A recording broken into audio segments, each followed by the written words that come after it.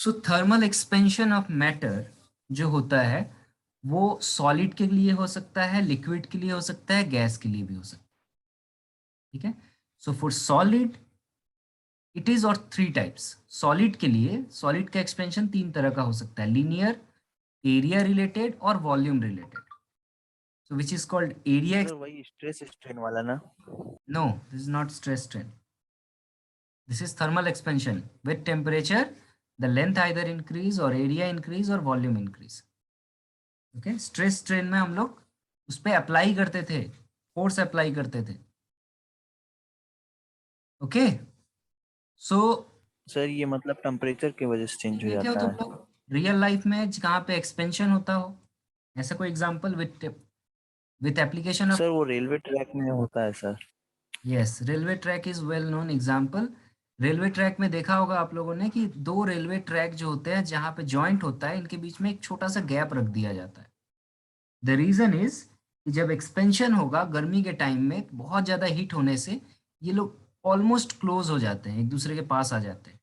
और उसी वक्त ठंड के वक्त में क्या होते हैं, ये एक दूसरे से दूर हो जाते हैं। So that is why railway tracks के बीच में थोड़ा गैप रखा जाता है। Anywhere else, anywhere else. Sir वो जो लोहे का स्केल रहता है, मतलब लोहे का स्टील वाला जो स्केल रहता है ना, वो उसमें मार्क्स जो है ना डिफर कर जाते हैं। मेरे पास है तो पता डिफर है। कर जाता है, correct, that is another example. इसके अलावा तुम लोग जब कभी ब्रिजेस पे जाओगे, नावडे जो ब्रिज बनता है, उस ब्रिज में देखना कि ऐसे ऐसे रहता है, बीच में थोड़ा लोहा का गैप करके बनाया जाता है nowadays. Yes sir. Bridge, joint rods, इस तरह से आजकल रास्ते भी बन रहे हैं। ठीक है, रास्ते भी इसी तरीके से बनाए जाते हैं, बीच बीच में गैप रख दिया जाता है, वहां पे थर्मोकॉल लगा दिया जाता है, सो दैट गर्मी की वजह से जब ये एक्सपेंशन होगा तो बीच में थोड़ा गैप रहना चाहिए। सो ये कुछ प्रैक्टिकल एग्जाम्पल। यस सर, कई जगह बहुत लगाया सिंपल रहता है एग्जाम्पल है, thermocol. Thermometer. The well known example is thermometer. Thermometer को हम लोग अपने बॉडी में जब रखते हैं तो हमारे बॉडी का टेम्परेचर वो कैसे सेंस करता है? That principle is sir simple thermal depend expansion. करने लगता है। Yes. So mercury of the thermometer goes high because of the thermal expansion of mercury. Comparatively water जो है वो कम एक्सपेंड करता है। यहाँ पे एक एग्जांपल देख रहे हो आप लोग, ये ऑलरेडी गिवन है। एक कॉलम में रेड कलर से मरकरी है, दूसरे में वाटर है। सो क्लियरली दिख रहा है with increase in temperature mercury का एक्सपेंशन वाटर के एक्सपेंशन से ज्यादा है। यहाँ पे फर्स्ट फिगर में देख सकते हो, मैं इसको नाम दे सकता हूँ figure 1। So at -20 degree Celsius this is suppose this is rail road. ठीक है, रेल रोड भी इसको कहा जाता है, और रेल पटरी जिसको हम लोग कहते हैं। ये आप देख सकते हो कि ये कितना था, अराउंड 270 मिलीमीटर, सॉरी 2700 मिलीमीटर। और इसका टेम्परेचर जब इंक्रीज होके +30 डिग्री सेल्सियस हो जाता है, सो ऑलमोस्ट 3 मिलीमीटर इसका लेंथ इंक्रीज कर जाता है। This is practically found values. Figure 2 explain कर रहा है कि ऐसा क्यों होता है। इसका रीजन है रैंडमाइजेशन ऑफ द एटम। सो इसमें आप देख रहे हो, इसको मैं फिगर 1 कहूंगा और इसको फिगर 2 कहूंगा। इन द फिगर 2, पहले फिगर में देखो जब इसका टेम्परेचर लो है तो इसके अंदर के एटम्स जो है, मॉलिक्यूल्स जो है, वो मूव तो कर रहे हैं लेकिन उतना ज्यादा एनर्जी के साथ मूव नहीं कर रहे हैं। जब आप टेम्परेचर इंक्रीज कर देते हो बॉडी का, तो क्या होता है, इसके अंदर के एटम्स जो है जिगजैग जिगजैग वे में मूव करने लगते हैं। And as a result, due to high kinetic energy of molecules, the size, the volume of the substance increases. This is basically found in case of your gaseous expansion. Easily दिखता है, लेकिन बाकी सारे चीजों में भी यही होता है।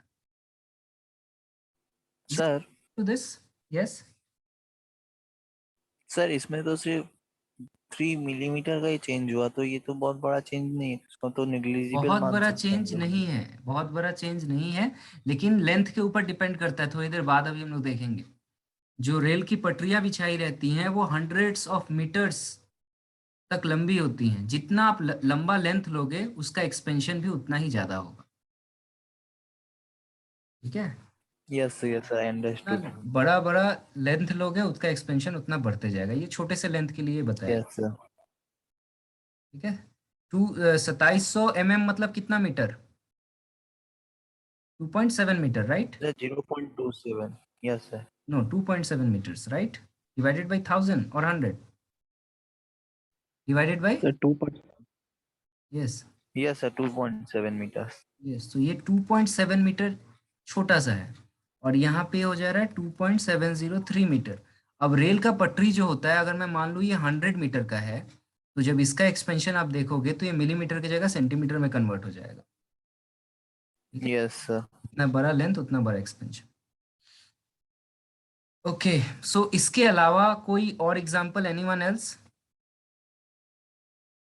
इसको सबसे पहले ना जब एक्सपेरिमेंट किया गया था लेबोरेटरी। सर वो जो वाटर को हम लोग बॉयल करते हैं वो भी तो थर्मल एक्सपेंशन ही है एक तरीके से। Yes, yes, that is thermal expansion. I come to some experiments, सब एक्सपेरिमेंट्स के बारे में बताऊं जिससे पता चला था इनिशियली। सो पहला एक्सपेरिमेंट जो था वो काफी फेमस एक्सपेरिमेंट था, जिसको हम लोग कहते थे ball and ring experiment.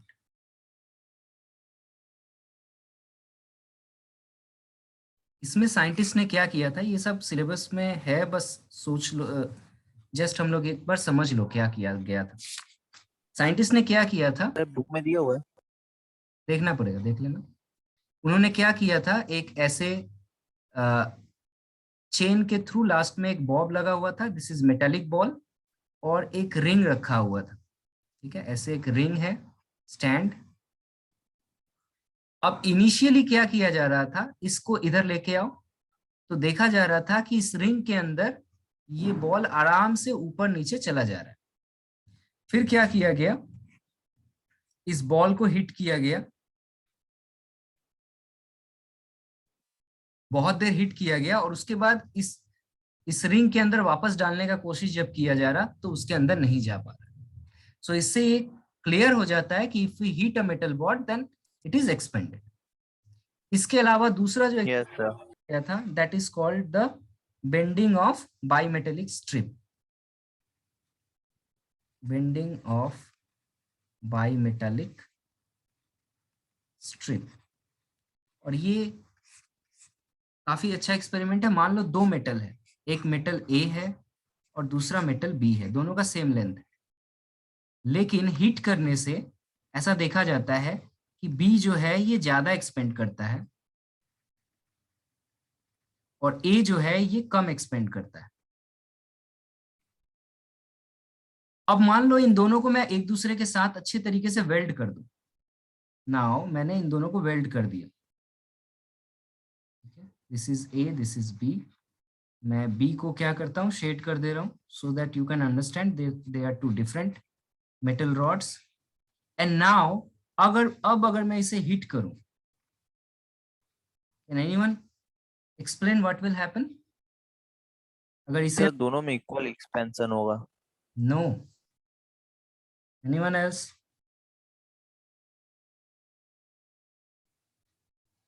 Any idea? B ज्यादा एक्सपेंड करता है, sir A yes sir, B ज्यादा होता है। एक्सपेंड हो जाएगा। तो बी अगर ज्यादा एक्सपेंड होगा, ए कम एक्सपेंड होगा, तो ये क्या होगा, यहाँ पे एक बेंडिंग प्रोड्यूस हो जाएगा। जो कम एक्सपेंड हुआ वो ऐसा हो जाएगा, और जो ज्यादा एक्सपेंड हुआ वो देखो पूरा और ऊपर तक चला गया हिसाबन। So yes. जो ज्यादा एक्सपेंड होता है वो बेंड हो जाएगा, बेंड कर देगा कम एक्सपेंड होने वाले, सो दैट जहां पे लेस एक्सपेंशन था उधर की तरफ बेंडिंग हो जाता है।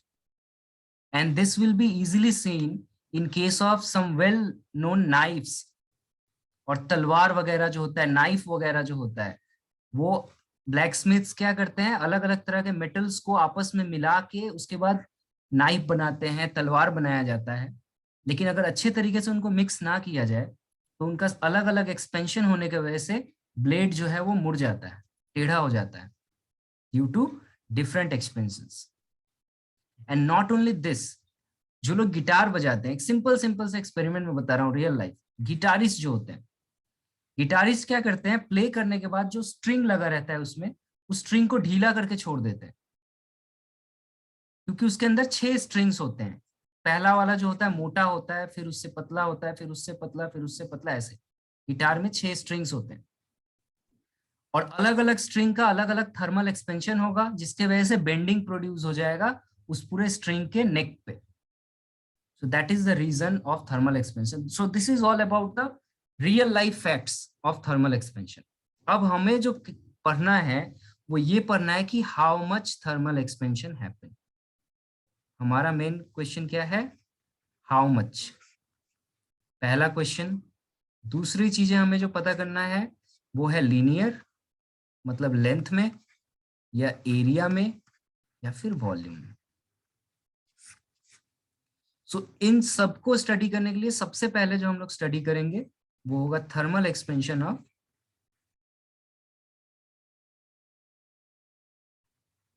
Solids.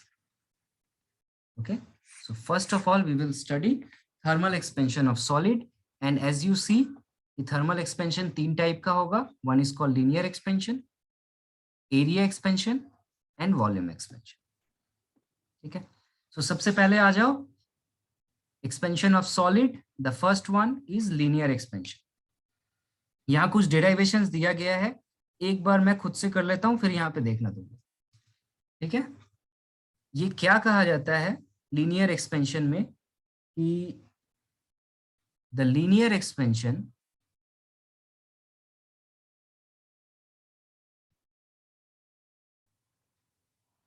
is directly proportional to the initial length. And linear expansion is directly proportional to the change in temperature. और ये आई होप किसी को प्रॉब्लम नहीं होगा इन दो फैक्ट्स से, कि जितना बड़ा लेंथ होगा उतना ही ज्यादा एक्सपेंशन होगा. अगर आप 1 सेंटीमीटर के चीज को बहुत देर तक हिट करो तो वो कितना बढ़ेगा, लेकिन अगर आप 1 मीटर वाले चीज को हिट करो तो वो ज्यादा बढ़ेगा. सो लीनियर एक्सपेंशन जो है वो इनिशियल लेंथ पे डिपेंड करता है और कितना आप टेम्परेचर चेंज कर रहे हो इस पे डिपेंड करता है. एग्री? सो अगर हम लोग लेट कर ले इनिशियल लेंथ L1 है और फाइनल लेंथ L2 है, सो लीनियर एक्सपेंशन कितना होगा? Can anyone answer? Yes, L2 minus L1. yes, L2 minus, Yes, sir. this is the expansion. And अगर हम लोग लेट कर ले इनिशियल टेम्परेचर था, आप डिग्री सेल्सियस ले सकते हो, केल्विन ले सकते हो, डजंट मैटर, मैं स्मॉल डिग्री सेल्सियस में ले रहा हूँ. सो इनिशियल टेम्परेचर था suppose T1 degree Celsius and final temperature हो गया T2 degree Celsius. So obviously T2 is greater than T1 and here obviously L2 is greater than L1, obvious fact है. So we can write this equation as what? हम लोग इसको कैसे लिख सकते हैं? That linear expansion की जगह मैं लिख सकता हूँ L2 minus L1 is directly proportional to L1 and L2 minus L1 is directly proportional to T2 minus T1. Yes or no? This is clear up to this? Yes, sir. And हम Sir, but हम लोग fraction में proportional to L1 क्यों लिख रहे हैं? क्योंकि ये हमने बोला ना linear expansion is directly proportional to initial length. अच्छा सर. ठीक है, और दूसरा है linear expansion is directly proportional to change in temperature. So from law of variation हमें क्या पता है, लेफ्ट हैंड साइड में जो भी है उसे एक बार लिखते हैं और राइट हैंड साइड में जो है उसे मल्टीप्लाई कर देते हैं. ठीक है, तो मैं चेंज करूं. Yes. सो यहाँ पर फाइनली जो आया मैं एक बार लिख दूं, L2 minus L1 is proportional to L1 T2 minus T1. तो यहाँ एक प्रोपोर्शनलिटी कांस्टेंट आएगा and that constant is called coefficient of linear expansion. So L2 minus L1 is equal to, proportional की जगह अल्फा बैठ जाएगा, alpha L1 T2 minus T1. So this is our desired equation. इसको ऐसे भी लिखते हैं, delta L is equal to alpha L1 into delta T. Confuse मत होना, यहाँ पे डेल्टा L का मतलब है L2 minus L1, delta T का मतलब है T2 minus T।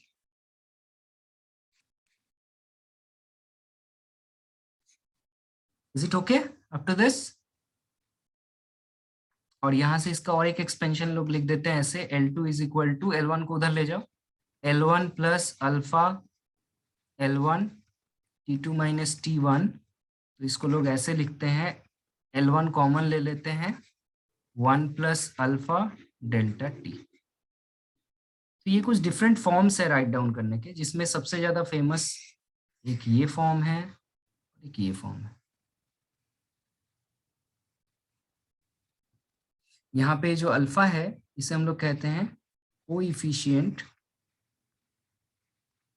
Of linear expansion.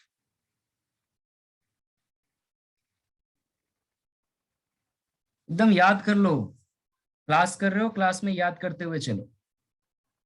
So coefficient of linear expansion, can anyone define? कोई डिफाइन कर पाएगा कोएफिशिएंट ऑफ लीनियर एक्सपेंशन को कैसे डिफाइन किया जा सकता है इसी एक्सप्रेशन से?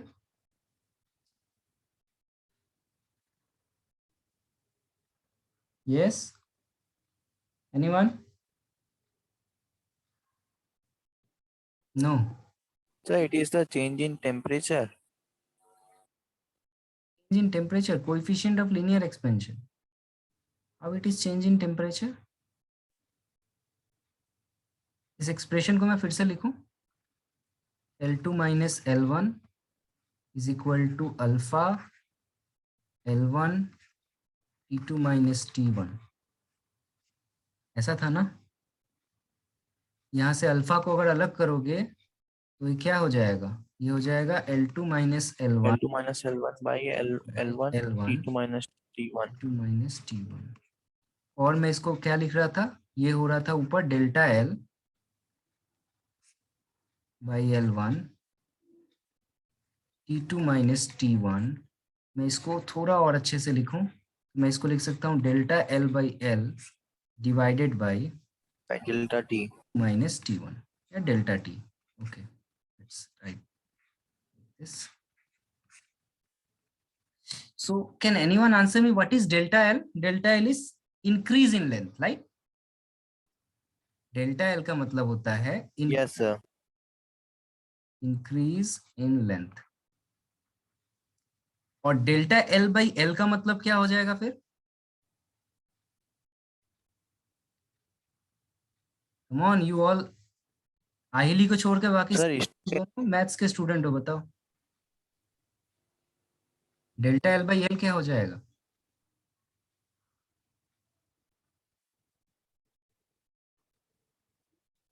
Fractional increase. ऐसे निकालते हो परसेंटेज या फ्रैक्शन? इसी को 100 से मल्टीप्लाई कर दोगे तो बोलोगे परसेंटेज इंक्रीज इन लेंथ, और डेल्टा L बाई L करोगे तो उसको क्या कहेंगे? Fractional increase in length. तुम लोग मैथ्स के स्टूडेंट हो, इतना आंसर करो। सो अब डिफाइन कर सकते हो, ऊपर है फ्रैक्शनल इंक्रीज इन लेंथ और नीचे क्या है? Increase in temperature. सो इसका डेफिनेशन क्या हो गया? Yes, anyone? It is the fractional increase in length per increase in temperature. Yes, very good. So ये बस यही तो है हम लोग का डेफिनेशन, कोई रटता थोड़ी है, डेफिनेशन खुद बना लोगे लोग। So coefficient of linear expansion. Sir इसको strain by change in temperature भी तो बोल सकते हैं। नहीं, स्ट्रेस स्ट्रेन वर्ड यहाँ मत यूज करो, वो मैकेनिकल प्रॉपर्टी था, ठीक है? मैकेनिकल प्रॉपर्टी यहाँ काम में नहीं आ रहा है, यहाँ हम लोग अलग प्रॉपर्टी अप्लाई कर रहे हैं। हीट देने के वजह से इसमें स्ट्रेन प्रोड्यूस हो रहा है, सो वो वर्ड यहाँ नहीं यूज करेंगे, ठीक है? यहाँ fractional increase, percentage increase, that is your proper word. So coefficient of linear expansion may be defined as the fractional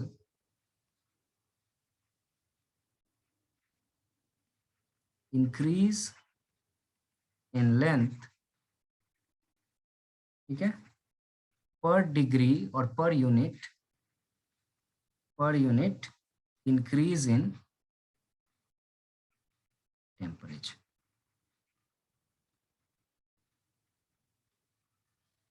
so this is the basic definition of alpha.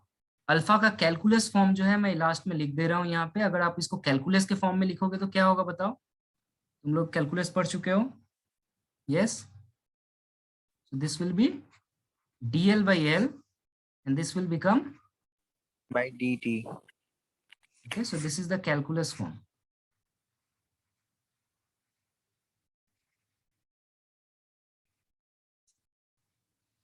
This is all about the linear expansion. I hope अब एकदम clear हो गया होगा। एक समझ जाओगे तो बाकी समझ जाओगे। यहाँ पे देखो वही चीज लिखा हुआ है, तो मैं ये भेज दूंगा, आप लोग पढ़ लेना इसको, जो भी मैंने पढ़ाया वो सब कुछ। हाँ बोलो। सर अल्फा क्या मटेरियल स्पेसिफिक है? Yes, alpha is material specific. Yes, ये अभी मैं बोलने ही वाला हूँ। अल्फा जो है वो मटेरियल पे डिपेंड करता है। यहाँ पे देख सकते हो, मैंने यहाँ पे एक एग्जांपल दिया, look here. So her material के लिए अल्फा का वैल्यू अलग अलग होता है। ये वॉल्यूमेट्रिक एक्सपेंशन का है, it is different, but linear expansion का भी ऐसा ही होता है। जिसका अल्फा ज्यादा होगा, अगर ये क्वेश्चन को थोड़ा हम लोग और इलेबोरेट करें, यहाँ पे जो क्वेश्चन पूछा गया है, तो तुम लोग मुझे बताओ कि अगर दो मेटल है, एक है मेटल नंबर 1 और दूसरा है मेटल नंबर 2, और इसका वैल्यू है अल्फा 1, इसका वैल्यू है अल्फा 2, एंड ये गिवन है कि अल्फा 1 बड़ा है अल्फा 2 से, तो आप इसको देख के क्या जस्टिफाई कर सकते हो कि अगर हिट देंगे तो कौन ज्यादा एक्सपेंड करेगा, मेटल 1 या मेटल 2? Sir metal 1। जिसका अल्फा ज्यादा होगा उसमें इंक्रीज ज्यादा होगा ना, क्योंकि यहाँ पे देख सकते हो ये क्या है, it is the ratio of increase in length to the temperature. So जिसमें ज्यादा अल्फा का वैल्यू होगा उसमें ऑब्वियसली एक्सपेंशन ज्यादा होगा। तो इससे हम लोग कंक्लूड कर सकते हैं कि मेटल 1 एक्सपेंड मोर। तो ये जो कुछ पॉइंट्स है मैं यहाँ लिखवा देता हूँ, तुम लोगों को प्लीज नोट कर लो। तो वो तो टेम्परेचर पर भी डिपेंड करेगा ना, यस, टेम्परेचर कम टेम्परेचर हुआ पे भी तब ना वो डिपेंड ज्यादा करेगा, डिपेंड करेगा। लेकिन अगर दोनों मेटल के लिए सेम टेम्परेचर इंक्रीज करो तो तब ना हम लोग जस्टिफाई कर पाएंगे। मान लो दो यस सर, तभी जस्टिफाई हो पाएगा वो। 100 डिग्री इंक्रीज किए, तब हमको टेम्परेचर को कांस्टेंट रखना पड़ेगा। ओके, सो पहला कॉन्सेप्ट लिख लो, the value of alpha. Alpha is depend on material itself. Material का प्रॉपर्टी पे डिपेंड करता है, ठीक है। एंड इसका यूनिट क्या होगा? Unit of alpha sir per kelvin या per temperature. So it is ratio of length by length to the time, है ना। सो ये जो टाइम नहीं sir, temperature. Temperature, sorry, so it is per degree Celsius, but the temperature is also yes sir. Scale dependent, so depending on which scale you are taken. So यहाँ पे हम लोग बोल सकते हैं यूनिट जो है depend on temperature scale, isn't it? For degree Celsius it is per degree Celsius, for Fahrenheit it is per degree Fahrenheit, for Kelvin it is per degree Kelvin. Now can anyone justify me कि alpha को अगर मैं लिख रहा हूं पर degree Celsius तो ये कितना होगा अल्फा इन पर डिग्री केल्विन? अगर मैं सेल्सियस से अल्फा का वैल्यू अगर मैं निकालना चाहूं केल्विन में कितना होगा, तो क्या होगा, बता पाएगा कोई?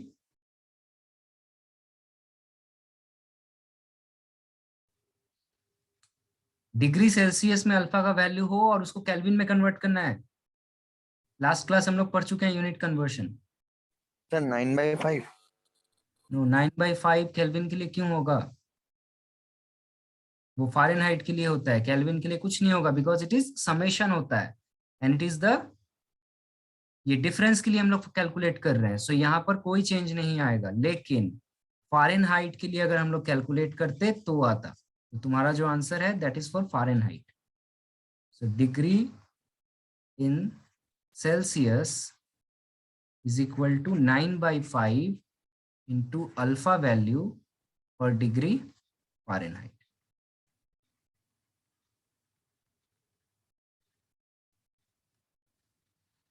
Is it clear? अगर ये किसी को क्लियर नहीं है तो बोलो, फ़ारेनहाइट में कैसे कन्वर्ट करते हैं, ये हम लोग ऑलरेडी देख चुके थे लास्ट क्लास। Yes sir. ये look, change in degree Celsius is equal to 5/9 degree Fahrenheit. ठीक है, सो यहाँ पे उल्टा हो जा रहा है बिकॉज वहां पे टेम्परेचर नीचे था ना अल्फा में, डेल्टा L/L यस सर। ये नीचे था, इसीलिए 9/5, 5/9 की जगह 9/5 हो गया। Yes sir. सो ये कुछ प्रॉपर्टी है जो आप लोगों को याद रखना चाहिए। एक और चीज इसमें लिख लो जो कि इंपॉर्टेंट है काफी, वो ये है the value of alpha is more for ionic solid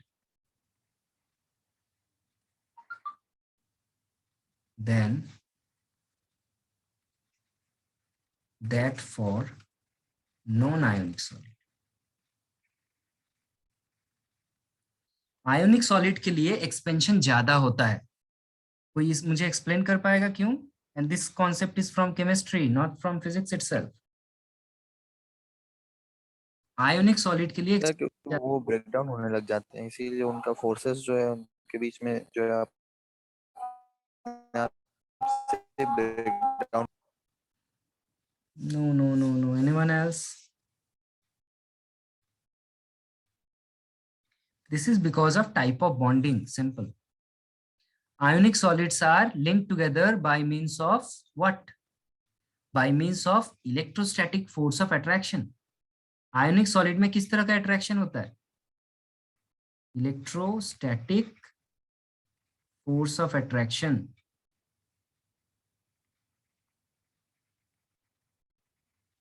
So electrostatic force of attraction सबसे ज्यादा इफेक्टेड होता है टेम्परेचर के वजह से, क्योंकि आप जब टेम्परेचर बढ़ाओगे तो इलेक्ट्रॉन जो है ना वो रैंडमली इधर उधर भागने लगेगा, और इलेक्ट्रॉन का रैंडमली भागने की वजह से इलेक्ट्रोस्टैटिक फोर्स में सबसे ज्यादा इफेक्ट पड़ता है। यही वजह है कि आयोनिक सॉलिड जो है वो नॉन आयोनिक सॉलिड से ज्यादा एक्सपेंड करते हैं। सो आई होप लीनियर एक्सपेंशन के ऊपर और कोई क्वेश्चन नहीं होना चाहिए। Ahili, if you have any question, please type. Yes sir. Clear. Second जो है वो हमारा है superficial expansion. Before that if anyone any problem please बोल सकते हो। So second is superficial expansion. Just like linear expansion, metals जो हैं वो सुपरफिशियली एक्सपेंड कर सकते हैं, मतलब एरिया में भी एक्सपेंड कर सकते हैं ऑब्वियसली। मान लो अगर ये मेटल का ब्लॉक है, ये इसका लेंथ है और ये इसका विड्थ है, तो जरूरी है कि सिर्फ लेंथ में बढ़े? ऐसा तो हो ही सकता है ना कि ये विड्थ में भी बढ़ जाए। तो ऐसा हो सकता है कि इसका लेंथ थोड़ा सा इधर, यस सर। इसको मैं डेल्टा एल बोलूंगा, और इसका विड्थ जो है वो थोड़ा सा और ऊपर की तरफ बढ़ जाएगा, इसको हम लोग डेल्टा डब्ल्यू बोलेंगे। सो ओवरऑल मैं बोल सकता हूँ कि ओवरऑल इसका एरिया चेंज हो गया, change in area. And this concept is again same concept पे हम लोग का अप्लाई करेगा। ठीक है, आप क्या कह सकते थे इसमें, अगर मैं एरिया को A1 A2 पकड़ लूं, वही कॉन्सेप्ट है। A1 जो है इनिशियल एरिया है,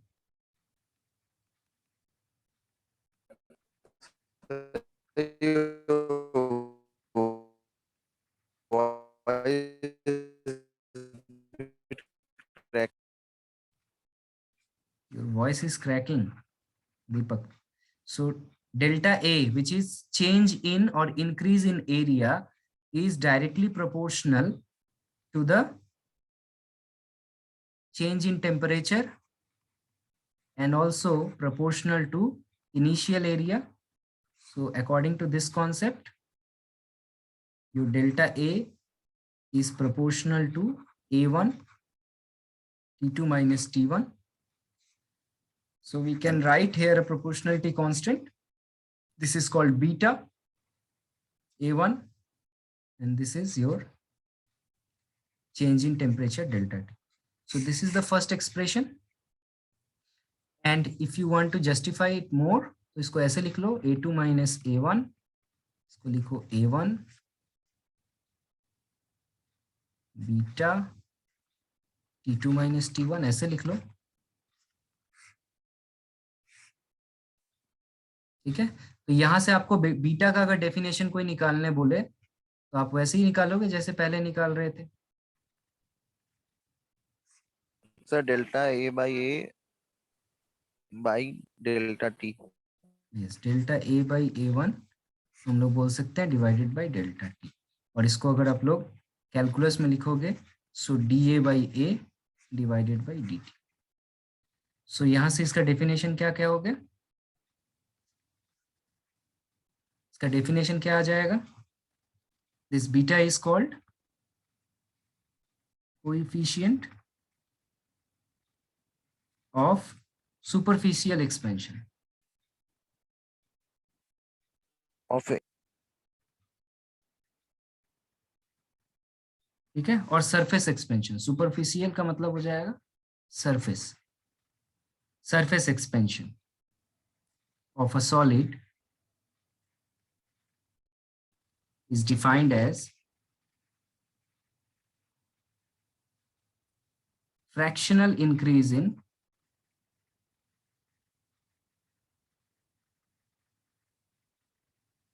in surface area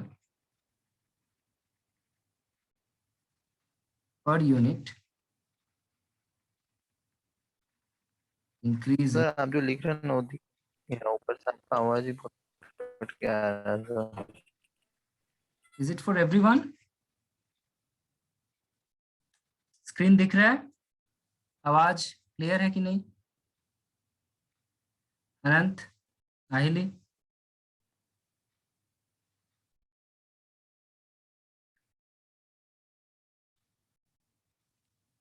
hello,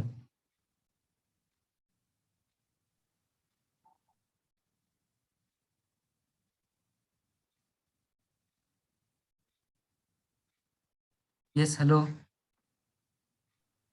Yes, sir. yes, my voice, sir, your voice is cracking. Okay, so ये लिंक और 5 मिनट के लिए है, मैं फिर नेक्स्ट लिंक से शेयर कर रहा हूँ। I hope this is clear. अभी सही हो गया। सो इसका भी यूनिट क्या होगा, this is the same thing, beta is also depend on the material itself, okay, beta is material dependent. And degree Celsius Fahrenheit में क्या होगा,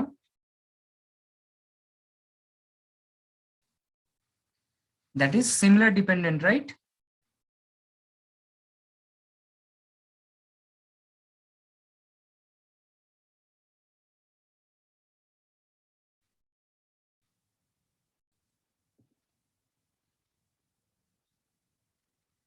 And similarly for cubical expansion is represented by gamma. So same procedure से तुम लोग follow करके देख सकते हो, हमारा पहला एक्सप्रेशन ये आ जाएगा। इसको हम लोग ऐसे भी लिख सकते हैं, V2 minus V1 is equal to gamma V1 delta T, where gamma is what? Coefficient of cubical expansion. And from here we get this definition like this. So you can define it is nothing but in fractional increase in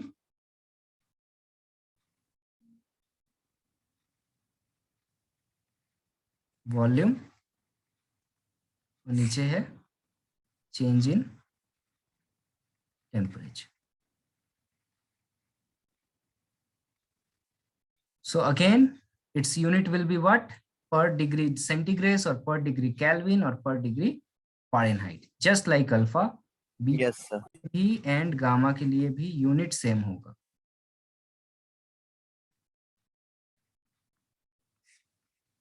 and all जो है ये सारे depend करेंगे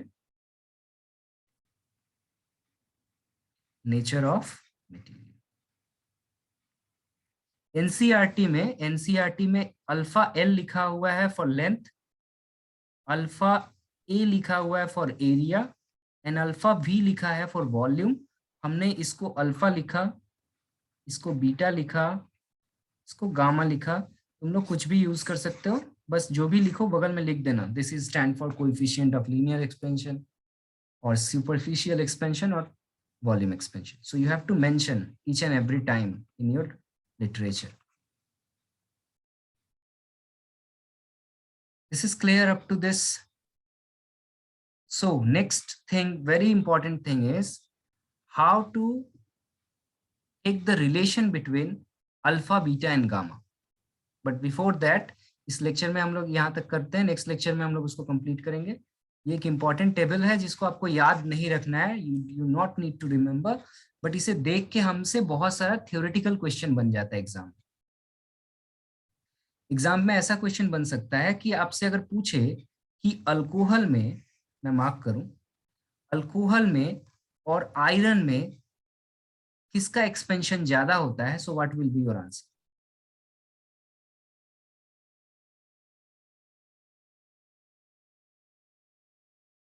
कौन ज्यादा expand करता है? Sir alcohol. Alcohol will more expansion because यहाँ पर हमें दिख रहा है ये है अल्फा भी फॉर आयरन एंड ये छोटा है alpha V of. So it is clear that alcohol का ज्यादा एक्सपेंशन होगा कंपेयर टू आयरन, और ये प्रैक्टिकली ऐसा दिखता है। ठीक है, इसको एक्सपेरिमेंट करके स्टैंडर्ड टेम्परेचर पे कैलकुलेट किया जाता है, standard condition. Okay, I'll send you another link to join within a minute, and there we solve some numerical and the interrelation between alpha, beta and gamma.